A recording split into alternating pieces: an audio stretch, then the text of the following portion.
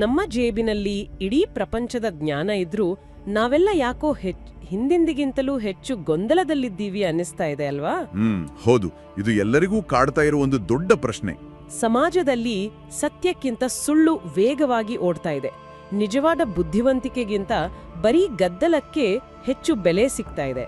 ಪ್ರಪಂಚ ತನ್ನ ಸಮತೋಲನ ಕಳ್ಕೊಳ್ತಾ ಇದೆ ಅನ್ನೋ ಈ ಭಾವನೆ ಕೇವಲ ಆಧುನಿಕ ಆಕಸ್ಮಿಕವೋ ಅಥವಾ 5,000 ವರ್ಷಗಳ ಹಿಂದೆಯೇ ಪ್ರಾಚೀನ ಋಷಿಗಳು ಬರೆದಿಟ್ಟ ಕಲಿಯುಗ ಅನ್ನೋ ಮಾನವನ ಮನಸ್ಸಿನ ಕುಸಿತದ ನಕ್ಷೆಯೋ ಅಂತ ಹುಡುಕೋದು. ಈ ಮೂಲಗಳಲ್ಲಿನ ವಿವರಣೆಗಳು ಕೇವಲ ಹಿಂದಿನ ಕಾಲ ಚೆನ್ನಾಗಿತ್ತು ಎನ್ನುವ ಸಾಮಾನ್ಯ ದೂರಿನ ತರ ಇಲ್ಲ. ಬದಲಾಗಿ ಸಮಾಜದ ರಚನೆ ಹೇಗೆ ಬದಲಾಗುತ್ತೆ ಅನ್ನೋದರ ನಿಖರವಾದ ವಿಶ್ಲೇಷಣೆ ಇದು. ಓಹೋ, ಉದಾಹರಣೆಗೆ ನೋಡಿ, ಜ್ಞಾನವು ತನ್ನ ಆಳವನ್ನು ಕಳೆದುಕೊಂಡು ಕೇವಲ ಮಾಹಿತಿಯಾಗುತ್ತೆ ಅಂತ ಪುರಾಣಗಳಲ್ಲಿ ಹೇಳಿದ್ದಾರೆ. ಇಂದಿನ ಇಂಟರ್ನೆಟ್ ಯುಗವನ್ನೇ ನೋಡಿ, ನಮ್ಮ ಬಳಿ ಮಾಹಿತಿಯ ಮಹಾಪೂರವೇ ಇದೆ, ಆದರೆ ಅದನ್ನ ಅರಗಿಸಿಕೊಳ್ಳುವ ವಿವೇಕ ಕಡಿಮೆಯಾಗಿದೆ. ಅದೇ ಆಧ್ಯಾತ್ಮಿಕತೆಯು ಆಂತರಿಕ ಹುಡುಕಾಟ ಆಗೋ ಬದಲು ಬಾಹ್ಯ ಪ್ರದರ್ಶನ ಆಗುತ್ತೆ. ಸಂಬಂಧಗಳು ಯಾವುದೇ ಬದ್ಧತೆ ಇಲ್ಲದೆ ಕೇವಲ ಅನುಕೂಲಕ್ಕಾಗಿರ್ತವೆ ಮತ್ತು ನಾಯಕರು ಸಮಾಜದ ಜವಾಬ್ದಾರಿಗಿಂತ ಕೇವಲ ಅಧಿಕಾರಕ್ಕಾಗಿ ಹಾತೊರೆಯುತ್ತಾರೆ ಅಂತ ಉಲ್ಲೇಖಿಸಲಾಗಿದೆ. ನಿಜ, ಇವೆಲ್ಲವೂ ಇಂದಿನ ವ್ಯವಸ್ಥೆಯ ಸ್ಪಷ್ಟ ಲಕ್ಷಣಗಳೇ ಅಲ್ವಾ? ಖಂಡಿತವಾಗಿಯೂ. ತಂತ್ರಜ್ಞಾನ ಬೆಳೆದಂತೆಲ್ಲ ಮನುಷ್ಯನ ಅಹಂಕಾರವು ಬೆಳೆದು ಆಂತರಿಕ ಮೌಲ್ಯಗಳು ಕುಸಿಯುತ್ತವೆ ಅನ್ನೋದನ್ನ ಇದು ತೋರಿಸುತ್ತೆ. ಹಾಗಾದ್ರೆ ಈ ಪುರಾಣಗಳಲ್ಲಿ ಉಲ್ಲೇಖಿಸಿರೋ ಕಲಿ ಅನ್ನೋದು ಯಾವುದೋ ಕೊಂಬುಗಳಿರೋ ರಾಕ್ಷಸ ಅಲ್ಲ, ಬದಲಾಗಿ ಅದೊಂದು ಮಾನವನ ಪ್ರಜ್ಞೆಯ ನೈತಿಕತೆಯ ಕುಸಿತದ ಸ್ಥಿತಿ ಅಂತ ಹೇಳ್ಬೋದಾ? 100ಕ್ಕೆ 100 ನಿಜ. ಇದು ಹೊರಗಿನಿಂದ ಬರುವ ಶಕ್ತಿಗಿಂತ ನಮ್ಮ ಒಳಗಿನ ಮೌಲ್ಯಗಳನ್ನು ತಿನ್ನುವ ವೈರಸ್ ಇದ್ದಂತೆ. ಕಲಿ ಅಂದ್ರೆ ಸಂಘರ್ಷ, ಗೊಂದಲ ಮತ್ತು ಕಪಟತನ. ಹೌದು, ಮಾನವನ ಅಹಂಕಾರ ಮತ್ತು ಆಸೆಗಳು ಮಿತಿಮೀರಿದಾಗ ಸೃಷ್ಟಿಯಾಗುವ ವಾತಾವರಣವೇ ಇದು. ಇದು ನೈತಿಕ ಅಧೋಗತಿಯ ಮಾನಸಿಕ ಸ್ಥಿತಿ. ಹಾಗಾದ್ರೆ ಈ ಕಲಿಯುಗ ಅನ್ನೋದು ಒಂದು ಕಾಲ್ಪನಿಕ ಐಡಿಯಾ ಅಲ್ಲ, ಅದಕ್ಕೊಂದು ನಿಖರವಾದ ಆರಂಭ ಇದೆ ಅನ್ನುತ್ತವೆ ನಮ್ಮ ಗ್ರಂಥಗಳು. ಇದು ನಿಜವೇ? ಅಂದ್ರೆ ಇದಕ್ಕೊಂದು ನಿರ್ದಿಷ್ಟವಾದ ಡೇಟ್ ಮತ್ತೆ ಟೈಮ್ ಇದೆಯಾ? ಹೌದು, ಇದು ಕೇವಲ ಒಂದು ತಾತ್ವಿಕ ಕಲ್ಪನೆ ಅಲ್ಲ. ಕಲಿಯುಗಕ್ಕೆ ಅತ್ಯಂತ ನಿಖರವಾದ ಖಗೋಳಶಾಸ್ತ್ರೀಯ ಆರಂಭ ಇದೆ. ಆರ್ಯಭಟ್ಟ ಮತ್ತು ಸೂರ್ಯ ಸಿದ್ಧಾಂತದಂತಹ ಪ್ರಾಚೀನ ಗ್ರಂಥಗಳ ಪ್ರಕಾರ ಕಲಿಯುಗ ಶುರುವಾಗಿದ್ದು ಕ್ರಿಸ್ತಪೂರ್ವ 3102 ಫೆಬ್ರವರಿ 17 ಮತ್ತು 18 ಮಧ್ಯರಾತ್ರಿ. ಅರೇ, ಇಷ್ಟು ನಿಖರವಾದ ದಿನಾಂಕವಾ? ಹೌದು, ಗ್ರಹಗಳ ಒಂದು ನಿರ್ದಿಷ್ಟ ಜೋಡಣೆಯೊಂದಿಗೆ ಇದು ಪ್ರಾರಂಭವಾಯಿತು. ಇದನ್ನು ನಾವು ಸ್ವಲ್ಪ ವಿಶಾಲ ದೃಷ್ಟಿಕೋನದಿಂದ ನೋಡಿದಾಗ ಇದು ಕೇವಲ ಕ್ಯಾಲೆಂಡರ್ ಮೇಲಿನ ಒಂದು ಡೇಟ್ ಮಾತ್ರ ಅಲ್ಲ. ಶ್ರೀಮದ್ ಭಾಗವತ ಪುರಾಣದ ಪ್ರಕಾರ ಇದು ಶ್ರೀಕೃಷ್ಣನು ತನ್ನ ಅವತಾರವನ್ನ ಮುಗಿಸಿ ಭೂಮಿಯನ್ನ ಸಂಪೂರ್ಣವಾಗಿ ತೊರೆದ ನಿಖರವಾದ ಕ್ಷಣವಾಗಿತ್ತು. ಅಂದ್ರೆ ಕೃಷ್ಣನ ಭೌತಿಕ ನಿರ್ಗಮನ ಮತ್ತೆ ಕಲಿಯುಗದ ಪ್ರವೇಶ ಇವೆರಡಕ್ಕೂ ನೇರವಾದ ಸಂಬಂಧ ಇದೆಯಾ? ನಿಖರವಾಗಿ. ಅಲ್ಲಿಯವರೆಗೆ ಅಂದ್ರೆ ಶ್ರೀಕೃಷ್ಣನು ಭೂಮಿಯ ಮೇಲಿದ್ದ ಕಾರಣ ಧರ್ಮಕ್ಕೆ ಒಂದು ರೀತಿಯ ರಕ್ಷಣೆ ಇತ್ತು, ಒಂದು ಬಲವಾದ ಆಧಾರ ಸ್ತಂಭ ಇತ್ತಲ್ವಾ?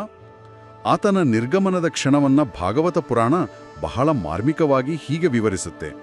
ಯದಾ ಮುಕುಂದೋ ಭಗವಾನ್ ಇಮಾಂ ಮಹೀಂ ಜಹೌ ಸ್ವತನುಂ ತದೈವ ಕಲಿಹಿ ಪ್ರವಿವೇಶ ಸರ್ವಸಾಧನ ಬಾಧಕಃ. ಇದರ ಅರ್ಥ ಏನಂದ್ರೆ, ಮುಕುಂದನು ಅಂದ್ರೆ ಶ್ರೀಕೃಷ್ಣನು ಭೂಮಿಯನ್ನ ತೊರೆದ ಕ್ಷಣವೇ ಮನುಷ್ಯನ ಎಲ್ಲ ಸತ್ಕಾರ್ಯಗಳಿಗೂ ಆಧ್ಯಾತ್ಮಿಕ ಸಾಧನೆಗಳಿಗೂ ಅಡ್ಡಿ ಉಂಟು ಮಾಡುವ ಆ ಕಲಿ ಪ್ರವೇಶ ಮಾಡಿದನು ಅಂತ. ಇಲ್ಲಿನ ಅತ್ಯಂತ ಆಸಕ್ತಿದಾಯಕ ವಿಷಯ ಏನಂದ್ರೆ, ನಮ್ಮ ಪ್ರಾಚೀನರು ಕಾಲವನ್ನ ಪಾಶ್ಚಾತ್ಯರ ತರ ಒಂದು ನೇರ ರೇಖೆಯಾಗಿ ಅಂದ್ರೆ ಲೀನಿಯರ್ ಟೈಮ್ ಆಗಿ ನೋಡ್ಲಿಲ್ಲ. ಬದಲಾಗಿ ಅದನ್ನ ನಿರಂತರವಾಗಿ ತಿರುಗುವ ಒಂದು ಚಕ್ರವಾಗಿ, ಸೈಕ್ಲಿಕಲ್ ಟೈಮ್ ಆಗಿ ನೋಡಿದ್ರು ಅಲ್ವಾ? ಹೌದು, ಅದೇ ಕಾಲಚಕ್ರ. ನಾವು ಬಾಲ್ಯದಿಂದಲೂ ಸತ್ಯಯುಗ, ತ್ರೇತಾಯುಗ, ದ್ವಾಪರಯುಗ ಮತ್ತೆ ಕಲಿಯುಗಗಳ ಬಗ್ಗೆ ಕಥೆಗಳಲ್ಲಿ ಕೇಳಿರ್ತೀವಿ. ಆದರೆ ಈ ಚಕ್ರದ ಹಿಂದಿನ ಲಾಜಿಕ್ ಏನು, ಇದು ಹೇಗೆ ಕೆಲಸ ಮಾಡುತ್ತೆ? ವಿಷ್ಣು ಪುರಾಣ ಈ 4 ಯುಗಗಳ ಪರಿಚಯವನ್ನ ಹೇಗೆ ಮಾಡುತ್ತೆ ಅಂದ್ರೆ, ಕೃತಂ, ತ್ರೇತಾ, ದ್ವಾಪರಂ ಚ ಕಲಿಶ್ಚೇತಿ ಚತುರ್ಯುಗಂ. ಇಲ್ಲಿ ನಾವು ಅರ್ಥ ಮಾಡ್ಕೋಬೇಕಾದದ್ದು ಏನಂದ್ರೆ, ಇದು ಕೇವಲ ಸಮಯದ ಅಳತೆಯಲ್ಲ, ಬದಲಾಗಿ ಇದು ಮಾನವ ಪ್ರಜ್ಞೆಯ ಅಂದ್ರೆ ಹ್ಯೂಮನ್ ಕಾನ್ಷಿಯಸ್ನೆಸ್ನ ಕುಸಿತದ ಅಳತೆಗೋಡು.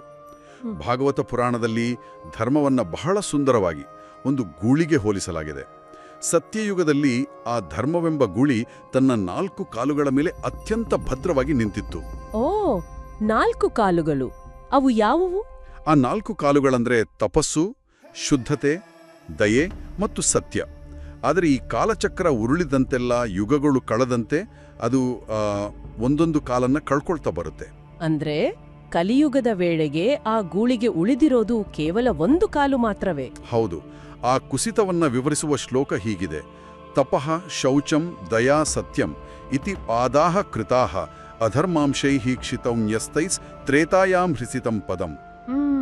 ಕಲಿಯುಗ ಶುರುವಾಗೋ ಹೊತ್ತಿಗೆ ಮನುಷ್ಯರಲ್ಲಿನ ದಯೆ, ಕಠಿಣವಾದ ತಪಸ್ಸು ಮತ್ತೆ ಆಂತರಿಕ ಶುದ್ಧತೆ ಈ 3 ಬಹುಪಾಲು ನಾಶವಾಗಿ ಕೇವಲ ಸತ್ಯ ಅನ್ನೋ ಒಂದು ಕಾಲು ಮಾತ್ರ ಉಳಿದುಕೊಂಡಿದೆ. ಆ ಒಂದು ಕಾಲಿನ ಮೇಲೆಯೇ ಧರ್ಮ ಈಗ ಬ್ಯಾಲೆನ್ಸ್ ಮಾಡ್ತಾ ಇದೆ. ಇಲ್ಲಿ ನನಗೊಂದು ದೊಡ್ಡ ಪ್ರಶ್ನೆ ಕಾಡ್ತಿದೆ.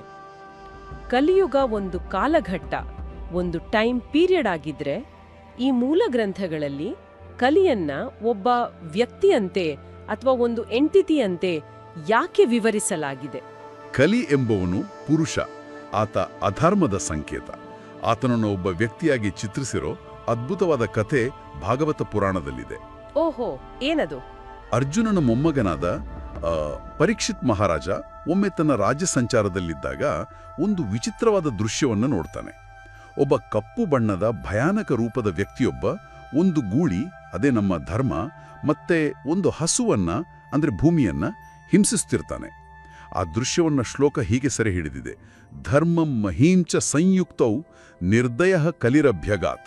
ಅಂದ್ರೆ ಧರ್ಮವನ್ನ ಮತ್ತು ಭೂಮಿಯನ್ನ ನಿರ್ದಯವಾಗಿ, ಅಮಾನವೀಯವಾಗಿ ಹಿಂಸಿಸ್ತಿದ್ದ ಆ ಕಪ್ಪು ವ್ಯಕ್ತಿಯೇ ಕಲಿ. ಆತನನ್ನ ನೋಡಿ ಧರ್ಮರಕ್ಷಕನಾದ ಪರೀಕ್ಷಿತ್ ಮಹಾರಾಜ ಖಂಡಿತ ಸುಮ್ಮನೆ ಕೂರ್ಲಿಲ್ಲ ತಾನೇ? ಇಲ್ಲವೇ ಇಲ್ಲ. ಆ ದೃಶ್ಯ ನೋಡಿದ ತಕ್ಷಣ ರಾಜನಿಗೆ ವಿಪರೀತ ಕೋಪ ಬರುತ್ತೆ. ಆತನನ್ನ ಕೊಲ್ಲಲು ತನ್ನ ಕತ್ತಿಯನ್ನ ಎತ್ತುತ್ತಾನೆ. ಆದರೆ ಆಗ ನಡೆದದ್ದೇ ಆಶ್ಚರ್ಯ.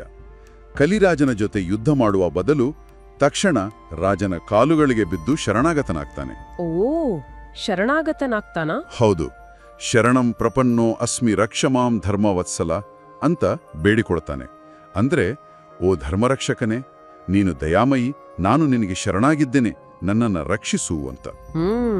ರಾಜ ಶರಣಾಗತನಾದವನನ್ನ ಕೊಲ್ಲುವುದಿಲ್ಲ, ಆದರೆ ಅವನಿಗೆ ತನ್ನ ರಾಜ್ಯದಲ್ಲಿ ಎಲ್ಲೆಂದಲ್ಲಿ ವಾಸ ಮಾಡೋಕೆ ಬಿಡಲ್ಲ. ಬದಲಾಗಿ ಕೇವಲ 5 ಜಾಗಗಳನ್ನ ಮಾತ್ರ ನೀಡ್ತಾನೆ. ಕಲಿ ವಾಸಿಸಲು ಕೇಳಿಕೊಂಡ ಅಥವಾ ರಾಜ ನೀಡಿದ ಆ 5 ಜಾಗಗಳು ಯಾವುವು? ಅವು ದ್ಯೂತ ಅಂದ್ರೆ ಜೂಜು, ಪಾನ ಅಂದ್ರೆ ಮದ್ಯಪಾನ, ಸ್ತ್ರೀಯ ಅಂದ್ರೆ ಅಕ್ರಮ ಸಂಬಂಧ, ಸೂನ ಅಂದ್ರೆ ಹಿಂಸೆ, ಮತ್ತು 5ನೇದು ಸುವರ್ಣ ಅಂದ್ರೆ ಚಿನ್ನ ಅಥವಾ ದುರಾಸೆ. ಇದನ್ನ ಶ್ಲೋಕದಲ್ಲಿ ಬಹಳ ಸ್ಪಷ್ಟವಾಗಿ ದ್ಯೂತಂ ಪಾನಂ ಸ್ತ್ರೀಯ ಸೂನ ಯತ್ರ ಧರ್ಮಶ್ಚತುರ್ವಿಧ ತತ್ರ ಪ್ರವಿವೇಶ ಕಲಿ ಸುವರ್ಣೆ ಚಾಪಿ ಪಂಚಮೆ ಅಂತ ವಿವರಿಸಲಾಗಿದೆ. ಒಂದ್ ನಿಮಿಷ, ನೀವ್ ಹೇಳಿದ ಈ 5 ಜಾಗಗಳನ್ನ ನಾನು ಸೂಕ್ಷ್ಮವಾಗಿ ಗಮನಿಸಿದ್ರೆ ಇವು ಕೇವಲ ಮ್ಯಾಪ್ ಮೇಲೆ ಗುರ್ತಿಸಬಹುದಾದ ಭೌತಿಕ ಸ್ಥಳಗಳಲ್ಲ. ಇವು ಮಾನವನ ಮಾನಸಿಕ ದೌರ್ಬಲ್ಯಗಳು. ನಿಖರವಾಗಿ. ಅಂದ್ರೆ ಕಲಿ ಅಥವಾ ಅಧರ್ಮ ಏಕಾಏಕಿ ಹೊರಗಿನಿಂದ ಬಂದು ನಮ್ಮ ಮೇಲೆ ದಾಳಿ ಮಾಡುವುದಿಲ್ಲ. ನಮ್ಮ ಅಭ್ಯಾಸಗಳ ಮೂಲಕ, ನಮ್ಮ ವ್ಯಸನಗಳ ಮೂಲಕ ನಾವೇ ಅವನಿಗೆ ರೆಡ್ ಕಾರ್ಪೆಟ್ ಹಾಕಿ ಆಹ್ವಾನಿಸ್ತೀವಿ ಎಂದಾಯಿತು. ಹೌದು ಹೌದು. ಅಂದ್ರೆ ಜೂಜು ಮನುಷ್ಯನ ಲಾಜಿಕಲ್ ಸ್ಪಷ್ಟತೆಯನ್ನ ನಾಶ ಮಾಡುತ್ತೆ. ಮದ್ಯಪಾನ ನಮ್ಮ ಪ್ರಜ್ಞೆಯನ್ನ ಕಸಿದುಕೊಳ್ಳುತ್ತೆ. ಅಕ್ರಮ ಸಂಬಂಧಗಳು ನಮ್ಮ ಇಮೋಷನಲ್ ಸ್ಟೆಬಿಲಿಟಿ ಅಥವಾ ಭಾವನಾತ್ಮಕ ಸ್ಥಿರತೆಯನ್ನ ಒಡೆತವೆ. ಹಿಂಸೆ ನಮ್ಮೊಳಗಿನ ದಯೆಯನ್ನ ಕೊಲ್ಲುತ್ತೆ. ಮತ್ತೆ ಚಿನ್ನ ಅಥವಾ ದುರಾಸೆ ನಮ್ಮ ಮೌಲ್ಯಗಳನ್ನ ಬುಡಸಮೇತ ಕಿತ್ತಾಕುತ್ತೆ.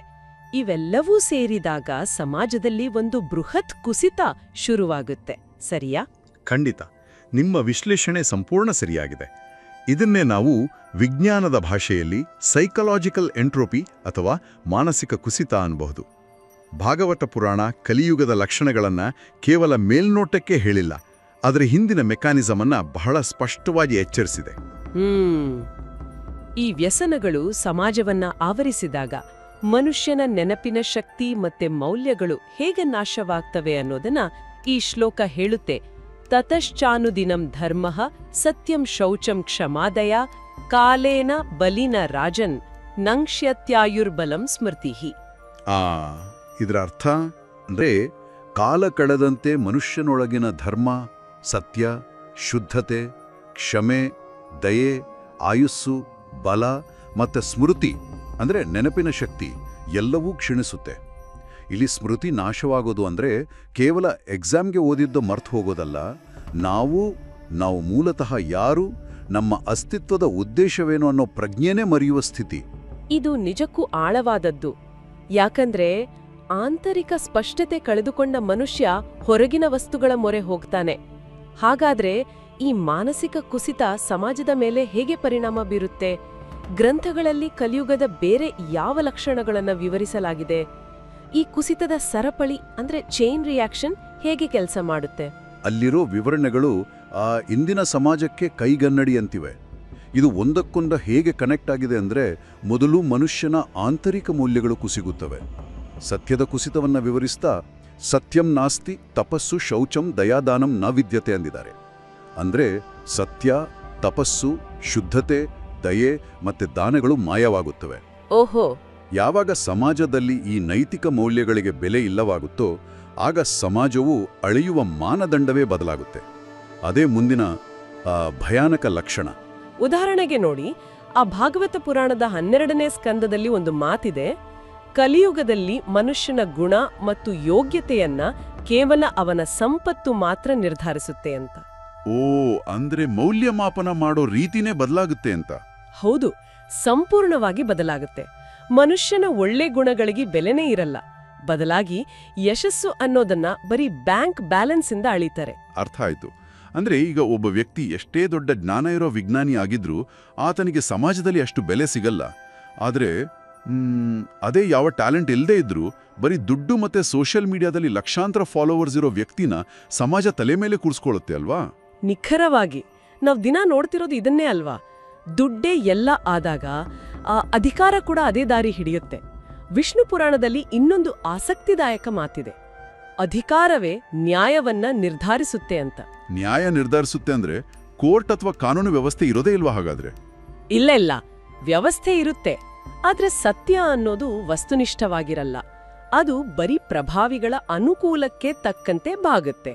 ಅಂದ್ರೆ ಅಧಿಕಾರ ಮತ್ತೆ ಪ್ರಭಾವ ಇರೋರು ನ್ಯಾಯದ ಫಲಿತಾಂಶವನ್ನೇ ಕಂಟ್ರೋಲ್ ಮಾಡೋಕ್ ಶುರು ಮಾಡ್ತಾರೆ. ಅಬ್ಬಾ, ಅಂದ್ರೆ ಸಿಸ್ಟಮ್ ಇರುತ್ತೆ, ಆದ್ರೆ ಅದು ಪ್ರಭಾವಿಗಳ ಕೈಗೊಂಬೆ ಆಗಿರುತ್ತೆ.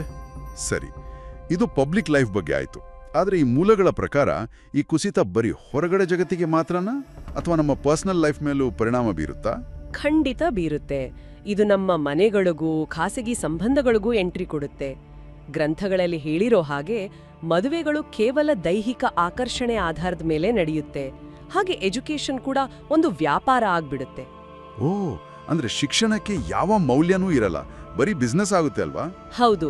ಇದಕ್ಕೆಲ್ಲ ಮುಖ್ಯ ಕಾರಣ ಮನುಷ್ಯನ ಅವೇರ್ನೆಸ್, ಅಂದ್ರೆ ಅರಿವು ಕಡಿಮೆ ಆಗೋದು. ಅರಿವು ಕುಸಿದಾಗ ಏನಾಗುತ್ತೆ, ಆಳವಾದ ವಿಚಾರಗಳನ್ನ ಪ್ರಕ್ರಿಯೆಗೊಳಿಸೋ ತಾಳ್ಮೆ ಯಾರಿಗೂ ಇರಲ್ಲ. ಲೈಕ್ ಈಗಿನ ಫಾಸ್ಟ್ ಫುಡ್ ಕಲ್ಚರ್ ತರ ಅಲ್ವಾ? ನಮ್ಗೆ ರುಚಿಯಾದದ್ದು ಮತ್ತೆ ಬೇಗ ಸಿಗೋದು ಬೇಕು ಅಷ್ಟೇ. ಅದು ಆರೋಗ್ಯಕ್ಕೆ ಒಳ್ಳೇದಾ ಕೆಟ್ಟದ್ದಾ ಅಂತ ಯೋಚನೆ ಮಾಡಲ್ಲ. ಕರೆಕ್ಟ್. ಸಂಬಂಧಗಳು ಹಾಗೇನೆ ಆಗ್ತಿದೆ. ಬುನಾದಿ ಗಟ್ಟಿಯಾಗಿರಲ್ಲ, ಬರೀ ಕ್ಷಣಿಕ ಆಕರ್ಷಣೆ ಇರುತ್ತೆ. ಇನ್ನೊಂದು ಮುಖ್ಯವಾದ ವಿಷಯ ಅಂದ್ರೆ ಈ ಗ್ರಂಥಗಳಲ್ಲಿ ಆಯಸ್ಸು, ಆರೋಗ್ಯದ ಕುಸಿತ ಮತ್ತೆ ಅನಿರೀಕ್ಷಿತ ಹವಾಮಾನ ಬದಲಾವಣೆ ಬಗ್ಗೆ ಕೂಡ ಉಲ್ಲೇಖಿಸಿದ್ದಾರೆ. ಅಂದ್ರೆ ನಮ್ಮ ಒಳಗಡೆ ಆಗೋ ಅಸಮತೋಲನಕ್ಕೂ ಹೊರಗಿನ ಪ್ರಕೃತಿಗೂ ಡೈರೆಕ್ಟ್ ಲಿಂಕ್ ಇದೆಯಾ? ಹೌದು, ಖಂಡಿತ ಇದೆ. ಮನುಷ್ಯ ತನ್ನ ಆಂತರಿಕ ಶಿಸ್ತನ್ನ ಕಳ್ಕೊಂಡು ಬರೀ ಲಾಭದ ಬೆನ್ನೇರಿದಾಗ ಪ್ರಕೃತಿಯ ಶೋಷಣೆ ಮಿತಿಮೀರುತ್ತೆ. ಈ ಕ್ಲೈಮೇಟ್ ಚೇಂಜ್ ಅನ್ನೋದು ನಮ್ಮ ಒಳಗಿನ ದುರಾಸೆಯ ಹೊರಗಿನ ಪ್ರತಿಬಿಂಬ ಅಷ್ಟೇ. ವಾವ್, ಇದು ನಿಜಕ್ಕೂ ಯೋಚನೆ ಮಾಡಬೇಕಾದ ವಿಚಾರ. ಆದ್ರೆ ಆಧ್ಯಾತ್ಮಿಕತೆ ಬಗ್ಗೆ ಏನಾದ್ರೂ ಹೇಳಿದಾರಾ? ಹೇಳಿದ್ದಾರೆ. ಆಧ್ಯಾತ್ಮಿಕತೆ ಕೂಡ ತನ್ನ ಆಂತರಿಕ ಶಿಸ್ತನ್ನ ಕಳ್ಕೊಂಡು ಕೇವಲ ಬಾಹ್ಯ ಗುರುತಾಗಿ, ಅಂದ್ರೆ ಬರೀ ಒಂದು ಶೋ ಆಫ್ ಆಗುತ್ತೆ ಅಂತ ವಿವರಿಸಿದ್ದಾರೆ. ಇದು ಇಂಟ್ರೆಸ್ಟಿಂಗ್ ಆಗಿದೆ ನೋಡಿ. ಅಂದ್ರೆ ಸ್ಪಿರಿಚುವಾಲಿಟಿ ಎಂಬುದು ನಮ್ಮನ್ನ ನಾವು ತಿದ್ಕೊಳ್ಳೋ ಬದಲು ನಾವು ಇಷ್ಟು ಸ್ಪಿರಿಚುವಲ್ ಅಂತ ಜಗತ್ತಿಗೆ ಪ್ರದರ್ಶನ ಮಾಡೋ ಒಂದು ಬ್ರ್ಯಾಂಡ್ ಆಗ್ಬಿಡುತ್ತಲ್ವಾ? ಎಕ್ಸಾಕ್ಟ್ಲಿ. ಆಳದ ಬದಲು ಸ್ಪೀಡ್ ಜಾಸ್ತಿ ಆಗುತ್ತೆ, ಮತ್ತೆ ನೈಜ ಸಂಬಂಧಗಳ ಬದಲು ಬರೀ ನೆಟ್ವರ್ಕಿಂಗ್ ಕನೆಕ್ಷನ್ಸ್ ಮಾತ್ರ ಉಳಿಯುತ್ತೆ. ಇಲ್ಲಿ ಇನ್ನೊಂದು ಶಾಕಿಂಗ್ ವಿಷಯ ಏನಂದ್ರೆ, ಈ ಗ್ರಂಥಗಳ ಪ್ರಕಾರ ಕಲಿಯುಗ ಶುರುವಾಗಿ ಆಗ್ಲೇ 5000 ವರ್ಷಗಳು ಕಳೆದಿವೆ. ಮತ್ತೆ ಇದೊಂದು ಲಕ್ಷಾಂತರ ವರ್ಷಗಳ ದೊಡ್ಡ ಕಾಲಚಕ್ರ. ನಿಜಾನಾ? ಕೇವಲ 5,000 ವರ್ಷಗಳ ಆರಂಭಿಕ ಹಂತದಲ್ಲೇ ಸಮಾಜದಲ್ಲಿ ಮತ್ತೆ ಮನುಷ್ಯನ ಮನಸ್ಥಿತಿಯಲ್ಲಿ ಇಷ್ಟೊಂದು ಆಳವಾದ ಬದಲಾವಣೆ ಆಗ್ತಿದೆ ಅಂದ್ರೆ ಮುಂದೆ? ಹೌದು, ಅದೇ ದೊಡ್ಡ ಪ್ರಶ್ನೆ. ನಿಜ. ಅಂದ್ರೆ ಈ ಬ್ರಹ್ಮಾಂಡದ ಕಾಲಮಾನ, ಲೈಕ್ ಕಾಸ್ಮಿಕ್ ಟೈಮ್ ಅನ್ನೋ ಕಾನ್ಸೆಪ್ಟ್ ಇದೆಯಲ್ಲ, ಅದು ನಮ್ಮ ಸಾಮಾನ್ಯ ಮನುಷ್ಯರ ದೃಷ್ಟಿಕೋನಕ್ಕಿಂತ ತುಂಬಾ ಭಿನ್ನವಾಗಿದೆ. ನಮ್ಗೆ 100 ವರ್ಷ ಅನ್ನೋದು ಒಂದು ದೊಡ್ಡ ಆಯುಸ್ಸು ಅಲ್ವಾ? ಆದ್ರೆ ಕಾಸ್ಮಿಕ್ ಸ್ಕೇಲ್ನಲ್ಲಿ ಒಂದು ಮಹಾಯುಗ ಅಂದ್ರೆ 4.32 ದಶಲಕ್ಷ ವರ್ಷಗಳು. ವಾವ್! ಹೌದು. ಇದರಲ್ಲಿ ಕಲಿಯುಗದ ಒಟ್ಟು ಅವಧಿ ಬಂದು 4,32,000 ವರ್ಷಗಳು ಅಂತ ವಿಷ್ಣು ಪುರಾಣ ಮತ್ತೆ ಭಾಗವತ ಪುರಾಣಗಳು ಸ್ಪಷ್ಟವಾಗಿ ಹೇಳ್ತವೆ. ವೇಟ್ ಈ 4,32,000 ವರ್ಷ ಅನ್ನೋ ನಂಬರ್ ಹೇಗ್ ಬಂತು? ಅಂದ್ರೆ ಸುಮ್ಮನೆ ಯಾವುದೋ ಒಂದು ದೊಡ್ಡ ಸಂಖ್ಯೆ ಅಂತ ರ್ಯಾಂಡಮ್ ಆಗಿ ಹೇಳಿದ್ದಲ್ಲ ತಾನೆ? ಖಂಡಿತ ಇಲ್ಲ. ಇದರ ಹಿಂದಿನ ಲಾಜಿಕ್ ತುಂಬಾ ಇಂಟ್ರೆಸ್ಟಿಂಗ್ ಆಗಿದೆ. ಇಲ್ಲಿ ನಾವು ದೇವವರ್ಷ ಮತ್ತೆ ಮಾನವ ವರ್ಷಗಳ ನಡುವಿನ, ಅಂದ್ರೆ ದೇವತೆಗಳ ಟೈಮ್ಲೈನ್ ಮತ್ತೆ ನಮ್ಮ ಟೈಮ್ಲೈನ್. ಎಕ್ಸಾಕ್ಟ್ಲಿ. ವೇದಗಳ ಲೆಕ್ಕಾಚಾರದ ಪ್ರಕಾರ ಮನುಷ್ಯರ 1 ವರ್ಷ ದೇವತೆಗಳಿಗೆ ಕೇವಲ 1 ದಿನಕ್ಕೆ ಸಮ. ಓಕೆ. ಅಂದ್ರೆ 1 ದೇವವರ್ಷ ಮನುಷ್ಯರ 360 ವರ್ಷಗಳಿಗೆ ಸಮನಾಗಿರುತ್ತೆ. ಇನ್ನು 4 ಯುಗಗಳ ಒಟ್ಟು ಅವಧಿ 12,000 ದೇವವರ್ಷಗಳು. ಇದರಲ್ಲಿ ಸತ್ಯಯುಗ 4,800, ತ್ರೇತಾಯುಗ 3,600, ದ್ವಾಪರಯುಗ 2,400 ದೇವವರ್ಷಗಳಾದ್ರೆ ಕಲಿಯುಗದ ಅವಧಿ 1,200 ದೇವವರ್ಷಗಳು. ಸೊ ಈಗ ನಾವು ಆ 1,200ನ್ನ 360ರಿಂದ ಗುಣಿಸಿದ್ರೆ ಕರೆಕ್ಟ್ ಎಕ್ಸಾಕ್ಟ್ ಆಗಿ 4,32,000 ಮಾನವ ವರ್ಷಗಳು ಆಗುತ್ತೆ. ಓಕೆ, ಈಗ ಆ ಲೆಕ್ಕಾಚಾರ ಕ್ಲಿಯರ್ ಆಯ್ತು. ಹೌದು. ಆದ್ರೆ ಕಲಿಯುಗ ಶುರುವಾಗಿದ್ದು ಕ್ರಿಸ್ತಪೂರ್ವ 3,102ರಲ್ಲಿ ಅಂತ ನಾವು ಓದಿದೀವಿ ಅಲ್ವಾ? ಆ ಲೆಕ್ಕದ ಪ್ರಕಾರ ನೋಡಿದ್ರೆ ಇವತ್ತಿನ ಈ 2026ನೇ ಇಸ್ವಿಗೆ ಕೇವಲ 5,127 ವರ್ಷಗಳು ಮಾತ್ರ ಕಳೆದಿವೆ. ಅಬ್ಬಾ! ಅಂದ್ರೆ ಇನ್ನು 4,26,000ಕ್ಕೂ ಹೆಚ್ಚು ವರ್ಷಗಳು ಬಾಕಿ ಇವೆ. ಜಗತ್ತು ನಾಶವಾಗುತ್ತೆ, ಕ್ಲೈಮ್ಯಾಕ್ಸ್ ಬಂತು ಅಂತ ನಾವೆಲ್ಲ ಹೆದರಿಕೊಳ್ಳುವಾಗ ಲೆಕ್ಕಾಚಾರದ ಪ್ರಕಾರ ನಾವು ಜಸ್ಟ್ ಆ ಕಥೆಯ ಇಂಟ್ರೊಡಕ್ಷನ್ ಪಾರ್ಟ್ನಲ್ಲಿದ್ದೀವಿ.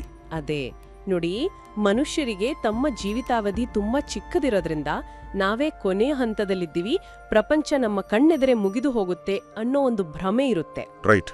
ಈ ವಿಶಾಲವಾದ ಕಾಲಚಕ್ರವನ್ನ ಅರ್ಥ ಮಾಡ್ಕೊಂಡಾಗ ಆ ಭ್ರಮೆ ಖಂಡಿತ ಒಡೆಯುತ್ತೆ.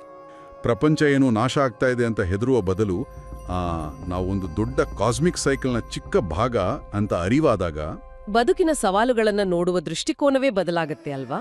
ಒಂದು ರೀತಿಯ ರಿಲ್ಯಾಕ್ಸೇಷನ್ ಸಿಗುತ್ತೆ. ಈ ಕಾಲಚಕ್ರ ರ್ಯಾಂಡಮ್ ಆಗಿ ಆಗ್ತಾ ಇಲ್ಲ, ಇದರ ಹಿಂದೆ ಒಂದು ಆರ್ಡರ್ ಇದೆ ಅಂತ ಗೊತ್ತಾದಾಗ ಆ ಅಸ್ಥಿರತೆಯನ್ನ ಬ್ಯಾಲೆನ್ಸ್ ಮಾಡೋದು ಸುಲಭ ಆಗುತ್ತೆ. ಖಂಡಿತ. ಈ ಆರ್ಡರ್ ಬಗ್ಗೆ ಮಾತಾಡ್ತಾ ಇದ್ರೆ ನಂಗೆ ಕೊನೆಯದಾಗಿ ಇನ್ನೊಂದು ಇಂಟ್ರೆಸ್ಟಿಂಗ್ ವಿಚಾರದ ಕಡೆ ಗಮನ ಹೋಗುತ್ತೆ.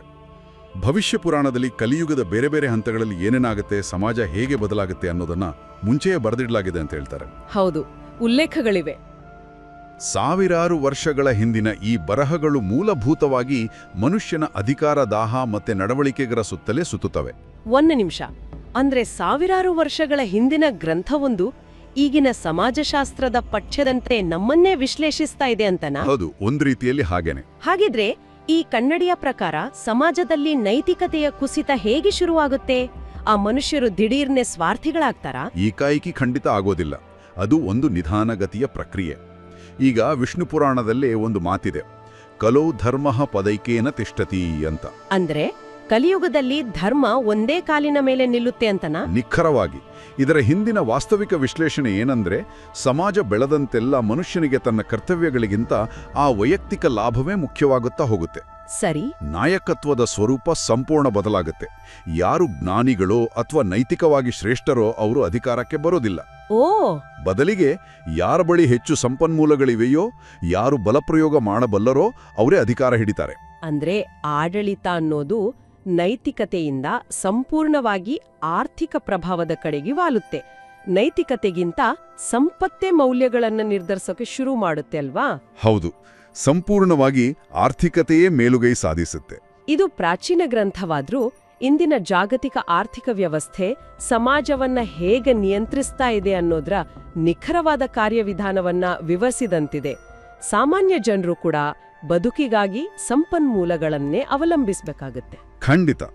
ಅಧಿಕಾರ ನೈತಿಕತೆಯಿಂದ ಆರ್ಥಿಕ ಪ್ರಭಾವದ ಕಡೆಗೆ ಜಾರಿದಾಗ ಸಮಾಜದಲ್ಲಿ ಒಂದು ದೊಡ್ಡ ಸಾಮಾಜಿಕ ಪಲ್ಲಟ ಆಗುತ್ತೆ.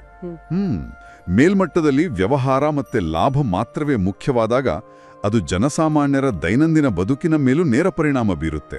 ಭಾಗವತ ಪುರಾಣ ಇದನ್ನ ಬಹಳ ಸೂಕ್ಷ್ಮವಾಗಿ ಪಾತ್ರಗಳ ಗೊಂದಲ ಅಂತ ವಿವರಿಸುತ್ತೆ. ಪಾತ್ರಗಳ ಗೊಂದಲ ಅಂದ್ರೆ ಜನರಿಗೆ ಸಮಾಜದಲ್ಲಿ ತಮ್ಮ ಜವಾಬ್ದಾರಿಗಳ ಬಗ್ಗೆ ಅರಿವಿರೋದಿಲ್ಲ ಅಂತನಾ? ಜವಾಬ್ದಾರಿಗಳಿಗಿಂತ ಹೆಚ್ಚಾಗಿ ಅದೊಂದು ನೈತಿಕ ಗೊಂದಲ. ಕಲಿಯುಗದಲ್ಲಿ ಸತ್ಯ ಅಥವಾ ಧರ್ಮ ಸಂಪೂರ್ಣವಾಗಿ ನಾಶ ಆಗೋದಿಲ್ಲ. ಓಹೋ, ಹಾಗಾದ್ರೆ ಏನಾಗತ್ತೆ? ಬದಲಾಗಿ ಅದರ ನೂರಾರು ವ್ಯಾಖ್ಯಾನಗಳು ಸೃಷ್ಟಿಯಾಗ್ತವೆ. ಯಾವುದು ಸರಿ ಯಾವುದು ತಪ್ಪು ಅನ್ನೋ ಬಗ್ಗೆ ವಿಪರೀತ ಗೊಂದಲ ಇರುತ್ತೆ. ಅಂದ್ರೆ ಸ್ಪಷ್ಟತೆ ಇರೋದಿಲ್ಲ. ಹೌದು, ಜನರು ಉದ್ದೇಶಪೂರ್ವಕವಾಗಿ ಕೆಟ್ಟವರಾಗೋದಿಲ್ಲ. ಆದರೆ ಅವರ ಸುತ್ತಲಿನ ಆಯ್ಕೆಗಳು ಮತ್ತೆ ಪ್ರಲೋಭನೆಗಳು ಎಷ್ಟು ಹೆಚ್ಚಾಗ್ತಾನೆ ಅಂದ್ರೆ ಆಂತರಿಕ ಶಿಸ್ತನ್ನ ಕಾಪಾಡಿಕೊಡೋದು ಕಷ್ಟ ಆಗತ್ತೆ. ಇದು ಈಗಿನ ಕಾಲಕ್ಕೆ ಎಷ್ಟು ಕರಾರುವಾಗಿ ಅನ್ವಯಿಸುತ್ತೆ ಅಂದ್ರೆ ನಾವು ಪ್ರತಿದಿನ ಸ್ಮಾರ್ಟ್ಫೋನ್ಗಳಲ್ಲಿ ನೋಡುವ ನಿರಂತರ ನೋಟಿಫಿಕೇಶನ್ಗಳೇ ನೆನಪಾಗ್ತಾ ಇವೆ. ಹೌದು ಹೌದು, ಒಳ್ಳೆ ಉದಾಹರಣೆ. ನಾವೇನ್ ಬೇಕು ಅಂತ ಕೆಟ್ಟವರಾಗ್ತಾ ಇಲ್ಲ, ಆದ್ರೆ ನಮ್ಮ ಗಮನವನ್ನ ಕದಿಯುವ ನೂರಾರು ವಿಷಯಗಳು ಪ್ರತಿ ಕ್ಷಣ ನಮ್ಮ ಮೇಲೆ ದಾಳಿ ಮಾಡ್ತಾ ಇವೆ. ನಿಜ, ಮನಸ್ಸು ತೀವ್ರವಾಗಿ ಚಂಚಲಗೊಳ್ಳುತ್ತೆ. ನಮ್ಮ ವಿವೇಕ ಬೆಳೆಯುವ ವೇಗಕ್ಕಿಂತ ನಮ್ಮ ಆಸೆಗಳು ಮತ್ತೆ ಗೊಂದಲಗಳು 10 ಪಟ್ಟು ವೇಗವಾಗಿ ಬೆಳೀತಾ ಇವೆ ಅಲ್ವಾ? ಇದು ಇಂದಿನ ಜಗತ್ತಿಗೆ ಸರಿಯಾದ ಹೋಲಿಕೆ. ಜೀವನದ ವೇಗ ಮತ್ತು ಮಾಹಿತಿ ವಿಪರೀತವಾದಾಗ ಆಗೋದೇ ಇದು. ಆಂತರಿಕ ಶಿಸ್ತು ಇಲ್ಲದಿದ್ದರೆ ಮನುಷ್ಯನ ಮನಸ್ಸು ಆ ಪ್ರಲೋಭನೆಗಳ ಸುಳಿಯಲ್ಲಿ ಸಿಲುಕಿ ಸುಲಭವಾಗಿ ಚದುರಿ ಹೋಗುತ್ತೆ ಅನ್ನೋದರ ಹಿಂದಿನ ಮನೋವಿಜ್ಞಾನವನ್ನ ಆ ಕಾಲದಲ್ಲೇ ಇಷ್ಟು ಸ್ಪಷ್ಟವಾಗಿ ಗುರುತಿಸಲಾಗಿತ್ತು. ಹಾಗಾದ್ರೆ ಈ ನಮ್ಮ ಆಳವಾದ ಅಧ್ಯಯನದ ಅಂತ್ಯಕ್ಕೆ ಬರೋದಾದ್ರೆ ನಮ್ಗೆ ಉಳಿಯೋದು ಬರೀ ನಿರಾಶೆ ಮಾತ್ರನಾ? ಖಂಡಿತ ಇಲ್ಲ. ಯಾಕಂದ್ರೆ ನಾಯಕತ್ವ ಕೇವಲ ಆರ್ಥಿಕ ವ್ಯವಹಾರವಾಗಿ ಬದಲಾಗಿದೆ. ನಮ್ಮ ಗಮನವನ್ನ ಸದಾ ಕದಿಯಲಾಗ್ತಾ ಇದೆ. ಈ ಪ್ರಾಚೀನ ಮೂಲಗಳು ನಮ್ಗೆ ಕೇವಲ ನಾವು ಮುಳುಗ್ತಾ ಇದೀವಿ ಅನ್ನೋ ಆತಂಕವನ್ನ ಮಾತ್ರ ನೀಡ್ತಾ ಇದೆಯಾ? ಇಲ್ಲವೇ ಇಲ್ಲ. ಸನಾತನ ಧರ್ಮದ ಮೂಲ ಉದ್ದೇಶ ಹೆದರಿಸೋದಲ್ಲ, ಬದಲಾಗಿ ವಿವೇಕವನ್ನ ಜಾಗೃತಗೊಳಿಸೋದು. ಸರಿ, ಈ ವಿವರಣೆಗಳು ನಮ್ಗೆ ನೀಡ್ತಾ ಇರೋ ಎಚ್ಚರಿಕೆಗಳಷ್ಟೇ. ಎಲ್ಲಕ್ಕಿಂತ ಆಶ್ಚರ್ಯದ ಸಂಗತಿ ಏನೆಂದರೆ, ಋಷಿಗಳ ಪ್ರಕಾರ ಆಧ್ಯಾತ್ಮಿಕ ಮತ್ತೆ ಆಂತರಿಕ ಪ್ರಗತಿಗೆ ಕಲಿಯುಗವೇ ಅತ್ಯಂತ ಸುಲಭವಾದ ಕಾಲ. ಒಂದು ನಿಮಿಷ, ಸುಲಭವಾದ ಕಾಲನ? ಇಷ್ಟೆಲ್ಲಾ ಗೊಂದಲಗಳ ನಡುವೆಯೂ ಸುಲಭ ಅಂತ ಹೇಳ್ತಾರಾ? ಹೌದು, ಯಾಕಂದ್ರೆ ವ್ಯವಸ್ಥೆ ಸರಿಯಾಗಿದ್ದಾಗ ಒಳ್ಳೆಯವರಾಗಿರೋದು ತುಂಬಾ ಸುಲಭ. ಆದರೆ ಸುತ್ತಲೂ ಪ್ರಲೋಭನೆಗಳು ತುಂಬಿರುವ ಈ ಯುಗದಲ್ಲಿ ನಾವು ಮಾಡುವ ಒಂದು ಸಣ್ಣ ಪ್ರಾಮಾಣಿಕ ಪ್ರಯತ್ನಕ್ಕೂ ಬಹುದೊಡ್ಡ ಫಲಿತಾಂಶ ಸಿಗುತ್ತೆ. ಓ ವಾವ್! ವಿಪರೀತ ಗೊಂದಲಗಳ ನಡುವೆಯೂ ಮನಸ್ಸನ್ನ ಏಕಾಗ್ರಗೊಳಿಸುವ ಸಣ್ಣ ಪ್ರಯತ್ನ ಹಿಂದಿನ ಯುಗಗಳ ಕಠಿಣ ತಪಸ್ಸಿಗಿಂತ ಹೆಚ್ಚಿನ ಶಕ್ತಿಯನ್ನ ನೀಡುತ್ತೆ ಅನ್ನೋದು ಇಲ್ಲಿನ ಸಾರಾಂಶ. ಅಂದ್ರೆ ಎದುರಾಳಿ ಬಲವಾಗಿದ್ದಷ್ಟು ನಮ್ಮ ಸಣ್ಣ ಪ್ರಯತ್ನವು ದೊಡ್ಡ ಶಕ್ತಿಯಾಗಿ ಹೊರಹೊಮ್ಮುತ್ತೆ. ನಿಖರವಾಗಿ ಅದೇ ಇದರ ತಿರುಳು. ಹಾಗಿದ್ರೆ ಕಲಿಯುಗದಲ್ಲಿ ಒಂದು ಸಣ್ಣ ಪ್ರಯತ್ನವು ಇಷ್ಟೊಂದು ದೊಡ್ಡ ಫಲ ನೀಡುತ್ತೆ ಅಂದ್ರೆ ಈ ಆಧುನಿಕ ಜೀವನದ ನಿರಂತರ ಗೊಂದಲಗಳು, ಸ್ಮಾರ್ಟ್ಫೋನ್ ನೋಟಿಫಿಕೇಶನ್ಗಳು ಮತ್ತೆ ಈ ಮಾನಸಿಕ ಘರ್ಷಣೆಗಳು ನಮ್ಮನ್ನ ದುರ್ಬಲಗೊಳಿಸಲು ಬಂದಿರೋ ಶಾಪ ಅಲ್ವೇನೋ? ಖಂಡಿತ ಶಾಪ ಅಲ್ಲ. ಬದಲಾಗಿ ನಮ್ಮ ಏಕಾಗ್ರತೆಯನ್ನ ಮತ್ತೆ ಆಂತರಿಕ ಶಕ್ತಿಯನ್ನ ಹಿಂದೆಂದಿನಿಂದಲೂ ಹೆಚ್ಚು ಬಲಪಡಿಸಲು ಪ್ರಕೃತಿಯೇ ಒದಗಿಸಿರುವ ಅತ್ಯುತ್ತಮ ತರಬೇತಿ ಕೇಂದ್ರ ಆಗಿರಬಹುದೇ? ಅದ್ಭುತವಾದ ಆಲೋಚನೆ ಇದು. ಇದೊಂದು ಆಳವಾದ ಚಿಂತನೆ. ಭಾಗವತ ಪುರಾಣದಂತಹ ಪ್ರಾಚೀನ ಗ್ರಂಥಗಳು ಕಲಿಯುಗ ಅಥವಾ ಡಾರ್ಕ್ ಏಜ್ ಬಗ್ಗೆ ಹೇಳೋದು ಇದನ್ನೇ. ಕಲಿಯುಗ ಅಂದ್ರೆ ಬರೀ ಗೊಂದಲ, ಯಾರಿಗೂ ತಾಳ್ಮೆ ಇಲ್ಲದ ಕಾಲ ಅಂತ ನಾವು ಅಂದುಕೊಂಡಿರ್ತೀವಿ. ಕರೆಕ್ಟ್. ಆದ್ರೆ ಈ ಕಷ್ಟದ ಕಾಲದಲ್ಲೂ ಒಂದು ಅತಿ ದೊಡ್ಡ ರಹಸ್ಯ ಪ್ರಯೋಜನ ಅಡಗಿದೆ ಅನ್ನೋದು ಆಶ್ಚರ್ಯ. ನಿಜ, ಈಗಿನ ಪರಿಸರ ಅತ್ಯಂತ ಕಠಿಣವಾಗಿದೆ. ಹಿಂದಿನ ಯುಗಗಳಲ್ಲಿ ಒಳ್ಳೆ ಕೆಲಸ ಮಾಡೋದು ಬಹಳ ಸುಲಭವಾಗಿತ್ತು. ಆದರೆ ಈಗ ನಮ್ಮ ಸುತ್ತಲಿನ ವಾತಾವರಣ ಎಷ್ಟೊಂದು ಕಲುಷಿತವಾಗಿದೆ ಅಂದ್ರೆ ಆ ಒಂದು ಸಣ್ಣ ಒಳ್ಳೆ ಕೆಲಸಕ್ಕೂ ಈ ಕಾಲದಲ್ಲಿ ಅಗಾಧವಾದ ಮೌಲ್ಯ ಸಿಗುತ್ತೆ. ಸರಿ, ಆ ಮಾನಸಿಕ ವಾತಾವರಣದ ಬಗ್ಗೆನೇ ಸ್ವಲ್ಪ ಆಳವಾಗಿ ನೋಡೋಣ. ನಾವು ಓದಿರೋ ಹಾಗೆ ಹಿಂದಿನ ಕಾಲದಲ್ಲಿ ಜನರು ಕಾಡಿಗೆ ಹೋಗಿ ವರ್ಷಗಟ್ಲೆ ಧ್ಯಾನ ಮಾಡ್ತಾ ಇದ್ರು. ಹಿಂದಿನ ಯುಗಗಳಲ್ಲಿ ಮನುಷ್ಯನ ಮನಸ್ಸು ಒಂದು ನಿಶ್ಚಲವಾದ ಸರೋವರದಂತೆ ಇತ್ತು. ಓಕೆ. ಅಲ್ಲಿ ಆಳವನ್ನು ನೋಡುವುದು ಸುಲಭವಾಗಿತ್ತು. ಆದರೆ ಈಗಿನ ಮನಸ್ಸು ಒಂದು ಪ್ರಕ್ಷುಬ್ಧವಾದ ಸಮುದ್ರದಂತೆ ಆಗಿದೆ. ಅಲೆಗಳು ಅಪ್ಪಳಿಸುತ್ತಿರುವ ಸಮುದ್ರಕ್ಕೆ ಸುಮ್ಮನಿರುವಂತೆ ಹೇಳಿದ್ರೆ ಅದು ಕೇಳುತ್ತಾ? ಇಲ್ಲ, ಸಾಧ್ಯನೇ ಇಲ್ಲ. ಅದಕ್ಕಾಗಿಯೇ ಈ ಗ್ರಂಥಗಳು ಮೌನ ಧ್ಯಾನದ ಬದಲು ಶಬ್ದದ ಮೊರೆ ಹೋಗುತ್ತವೆ, ವಿಶೇಷವಾಗಿ ಮಂತ್ರ ಮತ್ತು ನಾಮಸ್ಮರಣೆ. ಆ ಪ್ರಕ್ಷುಬ್ಧ ಸಮುದ್ರದಲ್ಲಿ ಮನಸ್ಸನ್ನು ಒಂದೇ ಕಡೆ ಹಿಡಿದಿಡಲು ಶಬ್ದವು ಒಂದು ಭಾರವಾದ ಲಂಗರು ಅಂದರೆ ಆಂಕರ್ ಇದ್ದಂತೆ ಕೆಲಸ ಮಾಡುತ್ತದೆ. ವಾವ್! ಅಂದ್ರೆ ಇದು ಕೇವಲ ಒಂದು ಧಾರ್ಮಿಕ ಆಚರಣೆಯಲ್ಲ, ಬದಲಾಗಿ ಇದೊಂದು ಮಾನಸಿಕ ತಂತ್ರಜ್ಞಾನ. ಸರಳವಾಗಿ ಹೇಳಬೇಕೆಂದರೆ ಇದು ಕಲಿಯುಗ ಎಂಬ ವೈರಸ್ಗೆ ಪರಿಹಾರ ಕೊಡುವ ಒಂದು ಟ್ರಬಲ್ ಶೂಟಿಂಗ್ ಮ್ಯಾನ್ಯುವಲ್. ಇದರಲ್ಲಿ ನಾರದರು ಬ್ರಹ್ಮನ ಬಳಿ ಬಂದು ಈ ಗೊಂದಲಮಯ ಕಾಲವನ್ನು ದಾಟುವುದು ಹೇಗೆ ಎಂದು ಕೇಳುತ್ತಾರೆ. ಓಹೋ! ಅದಕ್ಕೆ ಬ್ರಹ್ಮನು ಯಾವುದೇ ಕಠಿಣ ಯಜ್ಞ ಯಾಗಾದಿಗಳನ್ನು ಹೇಳುವುದಿಲ್ಲ, ಬದಲಾಗಿ ಕೇವಲ 16 ಪದಗಳ ಒಂದು ಮಹಾಮಂತ್ರವನ್ನು ನೀಡುತ್ತಾನೆ. ಆ ನಿರ್ದಿಷ್ಟ ಶಬ್ದಗಳ ಕಂಪನ ಆ ಕಲಿಯುಗದ ಕಲ್ಮಶಗಳನ್ನು ಸುಟ್ಟು ಹಾಕುತ್ತದೆ ಎಂದು ಈ ಪಠ್ಯ ವಾದಿಸುತ್ತದೆ. ಒಂದು ನಿಮಿಷ, ಇಲ್ಲಿ ನಾನು ಒಂದು ಪ್ರಶ್ನೆ ಕೇಳಲೇಬೇಕು. ಇದೇನು ಶಾರ್ಟ್ಕಟ್ ತರಹ ಅನ್ಸ್ತಿಲ್ವಾ? ಶಾರ್ಟ್ಕಟ್? ಹೌದು. ಮನುಷ್ಯರು ಈಗ ಸೋಮಾರಿಗಳಾಗಿದ್ದಾರೆ, ಆ ಏಕಾಗ್ರತೆ ಕಳ್ಕೊಂಡಿದ್ದಾರೆ. ಹಾಗಾಗಿ ಕಠಿಣವಾದ ಧ್ಯಾನದ ಬದಲು ಅವರಿಗೆ ಸುಮ್ಮನೆ ಒಂದು 16 ಪದಗಳ ಮಂತ್ರವನ್ನು ಕೊಟ್ಟುಬಿಡೋಣ ಅಂತ ನಿಯಮಗಳನ್ನು ಸಡಿಲಿಸಿದಂತೆ ಕಾಣಿಸುತ್ತಿದೆ. ಮೇಲ್ನೋಟಕ್ಕೆ ಇದು ಹಾಗೆ ಅನಿಸಬಹುದು, ಆದರೆ ವಾಸ್ತವದಲ್ಲಿ ಇದು ವಿಷಕಾರಿ ಪರಿಸರದಲ್ಲಿ ಮನುಷ್ಯನ ಮಿತಿಗಳನ್ನು ಅರ್ಥ ಮಾಡಿಕೊಂಡಿರುವುದರ ಸಂಕೇತ. ಇದರಲ್ಲಿ ಸೋಮಾರಿತನದ ಪ್ರಶ್ನೆಯೇ ಇಲ್ಲ. ಓಕೆ. ಇದು ಬದುಕುಳಿಯುವ ಅಥವಾ ಸರ್ವೈವಲ್ ಪ್ರಶ್ನೆ. ಉದಾಹರಣೆಗೆ, ಸಮತಟ್ಟಾದ ರಸ್ತೆಯಲ್ಲಿ ನಡೆಯುತ್ತಿದ್ದರೆ 100 ಕೆಜಿ ಭಾರವನ್ನು ಹೊರಬಹುದು. ಆದರೆ ಜಾರುವ, ಕೊರೆಯುವ, ಚಳಿ ಇರುವ ಬೆಟ್ಟವನ್ನು ಹತ್ತುವಾಗ ಆ ಒಂದು ಸಣ್ಣ ಬ್ಯಾಗ್ ಹೊರುವುದು ಕೂಡ ದೊಡ್ಡ ಸಾಧನೆಯೇ ಅಲ್ವಾ? ಖಂಡಿತ, ಅದು ನಿಜ. ಬೆಟ್ಟ ಹತ್ತುವಾಗ ಪ್ರತಿಯೊಂದು ಹೆಜ್ಜೆಗೂ ಶ್ರಮ ಬೇಕು. ಅದೇ ರೀತಿ ಕಲಿಯುಗದಲ್ಲಿ ಪ್ರತಿಯೊಂದು ಹೆಜ್ಜೆಯಲ್ಲೂ ಸಮಾಜವು ಕೆಟ್ಟದ್ದನ್ನೇ ಪ್ರೋತ್ಸಾಹಿಸ್ತಿರ್ತದೆ. ಇಂತಹ ಕಾಲದಲ್ಲಿ ಪ್ರಾಮಾಣಿಕವಾಗಿರುವುದು ಅಥವಾ ಸಣ್ಣ ದಯೆ ತೋರುವುದು ಕೂಡ ಅಪಾರವಾದ ಶ್ರಮವನ್ನು ಬೇಡುತ್ತದೆ ಎಂದು ಈ ಪಠ್ಯಗಳು ಹೇಳ್ತವೆ. ಈಗ ಇದು ಸ್ಪಷ್ಟವಾಗುತ್ತಿದೆ. ಅಡ್ಡಿ ಆತಂಕಗಳು ಹೆಚ್ಚಿರುವಾಗ ಸಿಗುವ ಪ್ರತಿಫಲವೂ ದೊಡ್ಡದಾಗಿರುತ್ತದೆ. ನಮ್ಮ ಮೂಲ ಪಠ್ಯಗಳು ಸತ್ಯ, ದಾನ ಮತ್ತು ಸ್ವಯಂ ಶಿಸ್ತಿನ ಬಗ್ಗೆಯೂ ಮಾತನಾಡುತ್ತವೆ. ಆದರೆ ಇಲ್ಲಿ ದಾನ ಎಂದರೆ ಕೇವಲ ಹಣ ಕೊಡುವುದಲ್ಲ ಎನ್ನುವ ಅಂಶ ನನಗೆ ತುಂಬಾ ಇಂಟ್ರೆಸ್ಟಿಂಗ್ ಅನಿಸ್ತು. ಹೌದು, ಪ್ರತಿಯೊಬ್ಬರೂ ವಿಪರೀತ ಬ್ಯುಸಿ ಇರುವ, ಆ ಎಲ್ಲರ ಗಮನವೂ ಬೇರೆಲ್ಲೋ ಇರುವ ಈ ಕಾಲದಲ್ಲಿ ಅತ್ಯಂತ ಬೆಲೆಬಾಳುವ ಸಂಪತ್ತು ಹಣವಲ್ಲ, ಅದು ಸಮಯ ಮತ್ತು ಗಮನ. ಕರೆಕ್ಟ್. ಬೇರೊಬ್ಬರಿಗೆ ಸಂಪೂರ್ಣ ಗಮನವನ್ನು ಕೊಡುವುದು ಅಥವಾ ಸಣ್ಣ ಕರುಣೆಯ ಕೆಲಸವನ್ನು ಮಾಡುವುದು ಈ ಯುಗದಲ್ಲಿ ಅತ್ಯುನ್ನತ ದಾನ ಎಂದು ಪರಿಗಣಿಸಲಾಗುತ್ತದೆ. ಇಲ್ಲಿ ಮುಖ್ಯವಾಗುವುದು ಉದ್ದೇಶದ ಪ್ರಾಮಾಣಿಕತೆ. ಅಂದ್ರೆ ದೊಡ್ಡ ದೊಡ್ಡ ತೋರಿಕೆಯ ಕೆಲಸಗಳಿಗಿಂತ ಸಣ್ಣ ಪ್ರಾಮಾಣಿಕ ಪ್ರಯತ್ನ ಹೆಚ್ಚು ಶಕ್ತಿಶಾಲಿ ಅಂಟಾಯಿತು. ಖಂಡಿತವಾಗಿಯೂ. ಹಾಗಾದ್ರೆ ಈ ಇಡೀ ವಿಶ್ಲೇಷಣೆಯನ್ನು ಕ್ರೋಢೀಕರಿಸುವುದಾದ್ರೆ, ಕಲಿಯುಗದ ಗೊಂದಲವು ಮನುಷ್ಯರನ್ನು ಸೋಲಿಸಲು ಬಂದಿಲ್ಲ, ಬದಲಾಗಿ ಇದೊಂದು ಪರೀಕ್ಷಿಸುವ ವೇದಿಕೆ. ಹೌದು. ಹೊರಗಿನ ಶಬ್ದ ವಿಪರೀತವಾಗಿರುವಾಗ ಮಂತ್ರದಂತಹ ಲಂಗರು, ಆ ಕಷ್ಟದ ಸಮಯದಲ್ಲಿ ಸತ್ಯ ನುಡಿಯುವುದು ಅಥವಾ ಯಾರಿಗಾದರೂ ಪ್ರಾಮಾಣಿಕವಾಗಿ ಸಮಯ ಕೊಡುವುದು, ಇವೇ ನಮ್ಮನ್ನು ಕಾಪಾಡುವ ನಿಜವಾದ ರಕ್ಷಾ ಕವಚಗಳು. ನಿಜ. ಮತ್ತು ಇವು ಈ ಗೊಂದಲಮಯ ಜಗತ್ತಿಗೆ ಅತ್ಯಂತ ಪ್ರಾಯೋಗಿಕವಾದ ಪರಿಹಾರಗಳಾಗಿರುವುದರಿಂದಲೇ ಇವು ಯಶಸ್ವಿಯಾಗಿ ಕೆಲಸ ಮಾಡುತ್ತವೆ. ಇದು ಭವಿಷ್ಯದ ಬಗ್ಗೆ ಒಂದು ಅತ್ಯಂತ ಕುತೂಹಲಕಾರಿ ಪ್ರಶ್ನೆಯನ್ನು ಹುಟ್ಟುಹಾಕುತ್ತದೆ. ಈ ಇಡೀ ಜಗತ್ತನ್ನ ಆವರಿಸಿರುವ, ಸಂಪೂರ್ಣ ಭ್ರಷ್ಟವಾಗಿರುವ ಈ ದೀರ್ಘವಾದ ಕತ್ತಲೆಯ ಯುಗ ಅಂತಿಮವಾಗಿ ಹೇಗೆ ಮುಕ್ತಾಯವಾಗುತ್ತೆ? ಈ ಶೋಷಣೆ, ಈ ವ್ಯವಸ್ಥೆ ಹೀಗೆಯೇ ಇನ್ನೊಂದು 4 ಲಕ್ಷ ವರ್ಷಗಳ ಕಾಲ ಮುಂದುವರಿಯುತ್ತಾ? ಇಲ್ಲ. ಪ್ರಕೃತಿಯ ನಿಯಮದಂತೆ ಯಾವುದೇ ಕಾಲಚಕ್ರಕ್ಕೂ ಒಂದು ಅಂತ್ಯ ಇದೆ, ಒಂದು ರಿಸೆಟ್ ಬಟನ್ ಇದೆ. ಯಾವಾಗ ಅತಿರೇಕದ ಅಧರ್ಮ ತಾಂಡವ ಆಡುತ್ತೋ, ಸಮಾಜದಲ್ಲಿ ಒಳ್ಳೆಯತನಕ್ಕೆ ಬೆಲೆಯೇ ಇಲ್ಲದಂತಾಗುತ್ತೋ, ಆಗ ಆ ಕೊಳೆತ ವ್ಯವಸ್ಥೆಯನ್ನ ಸಂಪೂರ್ಣವಾಗಿ ಅಳಿಸಿ ಸಮತೋಲನವನ್ನ ಮರುಸ್ಥಾಪಿಸಲು ವಿಷ್ಣುವಿನ ಅಂತಿಮ ಅವತಾರವಾದ ಕಲ್ಕಿಯ ಜನನವಾಗುತ್ತೆ. ಶ್ಲೋಕ ಆ ಆಗಮನವನ್ನ ಹೀಗೆ ಹೇಳುತ್ತೆ: ಅಥ ಕಲ್ಕಿರ್ ಜಗತ್ಪತಿ ವಿಷ್ಣು ಯಶಸ್ಸಃ ಕುಲೆ ಭವಿಷ್ಯತಿ. ಕಲ್ಕಿ ಎಲ್ಲಿ ಹುಟ್ಟುತ್ತಾನೆ? ಯಾವುದಾದರೂ ದೊಡ್ಡ ಸಾಮ್ರಾಜ್ಯದಲ್ಲೋ, ಬೃಹತ್ ರಾಜಧಾನಿಯಲ್ಲೋ ಅಥವಾ ಅಧಿಕಾರದ ಕೇಂದ್ರದಲ್ಲೋ? ಇಲ್ಲ, ಅದೇ ವಿಶೇಷ. ಕಲ್ಕಿಯು ಯಾವುದೇ ದೊಡ್ಡ ಸಾಮ್ರಾಜ್ಯದಲ್ಲಿ ಅರಮನೆಯಲ್ಲಿ ಹುಟ್ಟುವುದಿಲ್ಲ. ಬದಲಾಗಿ ಶಂಭಲ ಎಂಬ ಪುಟ್ಟ ಎಲೆಮರೆಯ ಕಾಯಂತಿರುವ ಗ್ರಾಮದಲ್ಲಿ ವಿಷ್ಣು ಯಶಸ್ ಎಂಬ ಬ್ರಾಹ್ಮಣನ ಮನೆಯಲ್ಲಿ ಜನಿಸುತ್ತಾನೆ.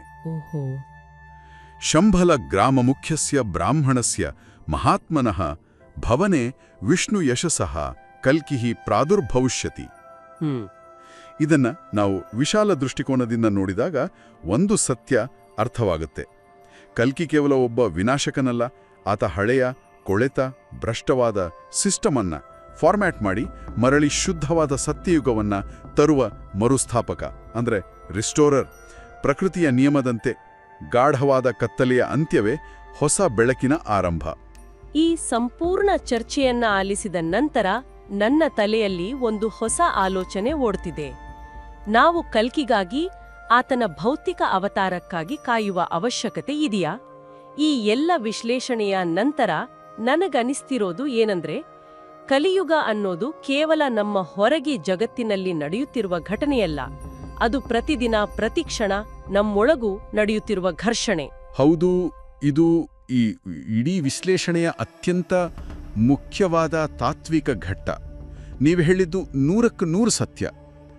ಕಲಿಯುಗವೂ ಒಂದು ಭೌತಿಕ ಕಾಲಘಟ್ಟ ಆಗಿರಬಹುದು, ಆದರೆ ಕಲಿ ಬದುಕುವುದು ನಮ್ಮ ಆಯ್ಕೆಗಳಲ್ಲಿ.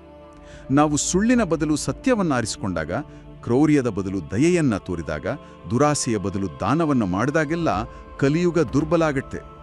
ನಮ್ಮ ಮನಸ್ಸಿನೊಳಗೆ ಕಲಿಯುಗವನ್ನು ಅಂತ್ಯಗೊಳಿಸಲು ಕಲ್ಕಿಗಾಗಿ 4 ಲಕ್ಷ ವರ್ಷ ಕಾಯುವ ಅಗತ್ಯ ಇಲ್ಲ. ಒಬ್ಬ ವ್ಯಕ್ತಿಯ ಪ್ರಜ್ಞೆ ಜಾಗೃತ ಆದಾಗಲೇ ಆತನೊಳಗಿನ ಸತ್ಯಯುಗ ಆರಂಭವಾಗತ್ತೆ. ಖಂಡಿತ, ಇದು ಅತ್ಯಂತ ಆಳವಾದ ಒಳನೋಟ. ಹಾಗಾದ್ರೆ ಈ ಸಂಪೂರ್ಣ ವಿಶ್ಲೇಷಣೆಯನ್ನ ಮುಗಿಸುವ ಮುನ್ನ ಒಂದು ಅಂತಿಮ ಹಾಗೂ ಪ್ರಚೋದನಾತ್ಮಕ ಚಿಂತನೆಯನ್ನ ಇಲ್ಲಿ ಬಿಡೋಣ. ಕಲಿಯುಗವು ಮಾನವ ಕುಲವನ್ನ ಶಿಕ್ಷಿಸಲು ಬಂದ ಶಾಪ ಅಲ್ಲ, ಬದಲಾಗಿ ಗಾಢವಾದ ಕತ್ತಲೆಯಲ್ಲಿ ಗೊಂದಲಗಳ ನಡುವೆ ನೈಜ ಬೆಳಕನ್ನ, ಅಂದ್ರೆ ಮನುಷ್ಯನ ಶುದ್ಧ ಪ್ರಜ್ಞೆಯನ್ನ ಕಂಡುಕೊಳ್ಳಲು ಪ್ರಕೃತಿ ನೀಡಿದ ಅಂತಿಮ ಪರೀಕ್ಷೆ ಆಗಿರ್ಬಹುದೇ? ಕಲಿಯುಗ ಜಗತ್ತಿನ ಹೊರಗೆ ನಡೀತಿರಬಹುದು, ಆದ್ರೆ ಒಬ್ಬ ಮನುಷ್ಯನ ಮನಸ್ಸಿನೊಳಗೆ ಯಾವ ಯುಗ ನಡೀತಿದೆ ಅನ್ನೋದನ್ನ ಆತನ ಪ್ರಜ್ಞೆಯೇ ನಿರ್ಧರಿಸಬೇಕು. ಅದು ಸತ್ಯಯುಗವೋ ಅಥವಾ ಕಲಿಯುಗವೋ, ಆಯ್ಕೆ ಮಾನವನ ವಿವೇಕಕ್ಕೆ ಬಿಟ್ಟದ್ದು. ಪ್ರಾಜೆಕ್ಟ್ ಸನಾತನ ನಿಮ್ಮ ಆಧ್ಯಾತ್ಮಿಕ ಅಗತ್ಯಗಳು, ಜ್ಞಾನ ಮತ್ತು ಪವಿತ್ರ ಸಾಧನಗಳಿಗೆ ಒಂದೇ ನಂಬಿಕೆಯ ತಾಣ. ಪ್ರಾಜೆಕ್ಟ್ ಸನಾತನದಲ್ಲಿ ನಾವು ಪ್ರಾಚೀನ ಶಾಸ್ತ್ರಗಳನ್ನು ಅಧ್ಯಯನ ಮಾಡಿ ಊಹೆಗಳಿಗೆಲ್ಲದೆ ಸಂಪ್ರದಾಯದಲ್ಲಿ ಆಧಾರಿತ ಯಥಾರ್ಥ ಆಧ್ಯಾತ್ಮಿಕ ಪರಿಹಾರಗಳನ್ನು ನಿಮ್ಮ ಮುಂದೆ ತರುತ್ತೇವೆ. ಪಾರಂಪರಿಕ ಶಾಸ್ತ್ರಗಳ ಮಾರ್ಗದರ್ಶನದಂತೆ ಜಾಗೃತಿಯಿಂದ ಆಯ್ಕೆ ಮಾಡಿ ಪರಿಶೀಲಿಸಿದ ಮೂಲ ನೆಪಾಳಿ ರುದ್ರಾಕ್ಷಗಳನ್ನು ನಾವು ಒದಗಿಸುತ್ತೇವೆ. ಆರೋಗ್ಯ, ಸ್ಥಿರತೆ, ಏಕಾಗ್ರತೆ, ರಕ್ಷಣೆ ಮತ್ತು ವಿಕಾಸದಂತಹ ನಿರ್ದಿಷ್ಟ ಜೀವನ ಉದ್ದೇಶಗಳಿಗೆ ರುದ್ರಾಕ್ಷ ಸಂಯೋಜನೆಗಳನ್ನು ವಿನ್ಯಾಸಗೊಳಿಸಲಾಗುತ್ತದೆ. ನಿಮ್ಮ ರಾಶಿ, ನಕ್ಷತ್ರ ಮತ್ತು ಇಷ್ಟ ದೇವತೆಯ ಆಧಾರದಲ್ಲಿ ವೇದಿಕ ಕ್ರಮಕ್ಕೆ ಅನುಗುಣವಾಗಿ ರುದ್ರಾಕ್ಷ ಆಯ್ಕೆಗೆ ನಾವು ಮಾರ್ಗದರ್ಶನ ನೀಡುತ್ತೇವೆ. ರುದ್ರಾಕ್ಷ ಮಾತ್ರವಲ್ಲದೆ ನಿತ್ಯ ಪೂಜೆ ಮತ್ತು ಆಧ್ಯಾತ್ಮಿಕ ಸಮತೋಲನಕ್ಕಾಗಿ ಸ್ಫಟಿಕ ಮತ್ತು ಮರಕತ ಶಿವಲಿಂಗಗಳನ್ನು ಸಹ ನಾವು ಒದಗಿಸುತ್ತೇವೆ. ನಮ್ಮ ಈ ಸೇವೆ ವ್ಯಾಪಾರ ಮಾತ್ರವಲ್ಲ, ಇದು ಭಕ್ತಿ, ನಿಷ್ಠೆ ಮತ್ತು ಜವಾಬ್ದಾರಿಯೊಂದಿಗೆ ನೀಡುವ ಜಾಗೃತ ಮಾರ್ಗದರ್ಶನ. ಇಂದೇ ನಮ್ಮ ಪ್ರಾಜೆಕ್ಟ್ ಸನಾತನ ವೆಬ್ಸೈಟ್ಗೆ ಭೇಟಿ ನೀಡಿ. ನಿಮ್ಮ ಆಧ್ಯಾತ್ಮಿಕ ಪ್ರಯಾಣಕ್ಕೆ ನಾವು ಜೊತೆಗಿರುತ್ತೇವೆ.